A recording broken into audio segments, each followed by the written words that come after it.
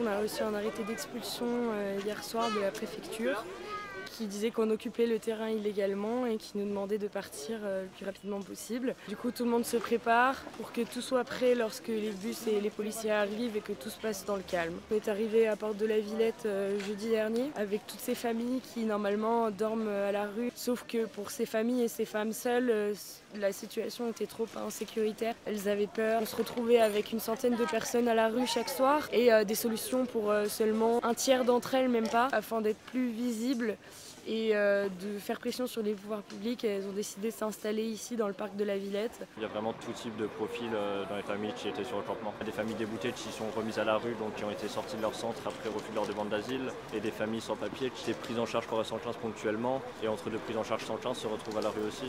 Il y a des gens qui sont nouvellement arrivés en France, mais pas forcément nouvellement arrivés dans l'Union européenne. Ça, c'est très important de le dire par rapport à l'idée de la vague migratoire. C'est pas des nouveaux arrivants chaque jour. Il y a beaucoup de gens qui sont des migrants à l'intérieur des frontières en errance dans l'Union européenne depuis plusieurs années.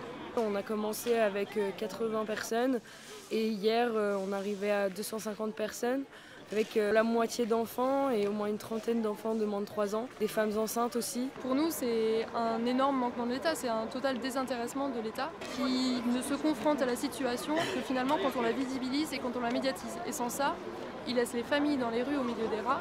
Ils sont en train de monter dans les bus vers des centres d'hébergement. Là où nous, on reste très attentifs, c'est qu'on a eu des promesses qui ont été faites, puis finalement ils sont revenus sur leurs promesses, puis ils ont repris leurs promesses. Donc les familles ne savent pas du tout ce qui va leur arriver, notamment pour les sans-papiers. Ces personnes, elles veulent se voir proposer un logement pérenne, total et inconditionnel sur le long terme. Elles ne veulent pas d'une solution pour une semaine dans un gymnase. Elles veulent qu'on leur accorde le droit au logement. Nous, on va garder contact avec toutes les familles pour savoir concrètement ce qui s'est passé pour elles. Est-ce qu'elles sont bien suivies? Est-ce que tout se passe bien? Et encore une fois, ces solutions d'hébergement, elles ont été prises en 3 jours. 3 jours, c'est rien du tout. Ils auraient pu essayer de réfléchir un peu plus longuement à où partaient les familles afin d'avoir des vraies garanties de ce qui allait se passer et venir un jour à l'avance, c'est le minimum, pour leur dire voilà ce qui va vous arriver demain. Il y a beaucoup de familles qui ont pris peur, ont pris leur tente, sont parties dans la nuit. On va sûrement les retrouver dans la rue ce soir et on tourne en rond. Utopia 56, c'est une association qui s'occupe d'accompagner les demandeurs d'asile dans leur démarche. On a normalement un réseau d'hébergeurs citoyens.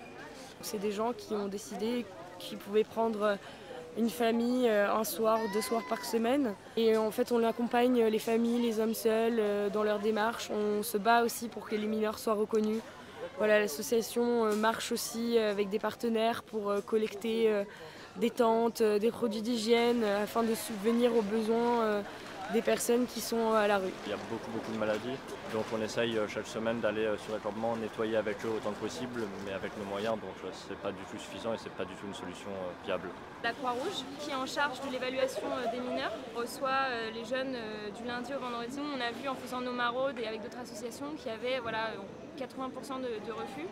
Ils sont refusés sur tous les mêmes critères, c'est-à-dire pas du tout appropriés à chaque personne, à chaque situation. Il y a même des jeunes qui n'ont pas accès à des interprètes lors de leur entretien. Nous, on va les aider à avoir un soutien juridique pour faire leur appel, à avoir un soutien médical aussi, à les aider à trouver un hébergement ou en attendant une tente. En fait, c'est une politique où il n'y a pas de seconde chance.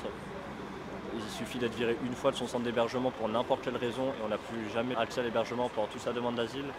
Et on sait évidemment que si on n'est pas stabilisé, on ne peut pas vraiment mener sa procédure, garder bien ses papiers parce qu'il y a des vols sur les campements, il y a des agressions, on rate des rendez-vous et c'est au final comme ça qu'on se retrouve à être débouté de l'asile. Donc on essaye vraiment d'orienter au maximum les gens pour qu'ils sachent aussi où aller se doucher, où aller manger. Enfin, vraiment les droits basiques. Nous, ce qu'on essaye de faire, du coup, c'est s'informer les gens de l'accès à leurs droits. Ils ont le droit à des avocats, ils ont le droit à faire des recours quand on leur coupe l'allocation. C'est plus la solidarité des passants qui nous a aidés à tenir. Les passants qui étaient curieux, qui nous posaient des questions, qui nous amenaient des dons en toutes sortes, des vêtements pour les enfants, du lait pour le matin. L'association à Paris et dans d'autres villes continue ses actions avec les mineurs, avec les familles, avec les hommes à la rue, quelle que soit leur situation. On a forcément besoin de soutien ne serait-ce que sur les réseaux, de soutien aussi sur le terrain avec des bénévoles. On a besoin d'hébergeurs citoyens pour les mineurs en reconnaissance de minorité qui sont à la rue en ce moment.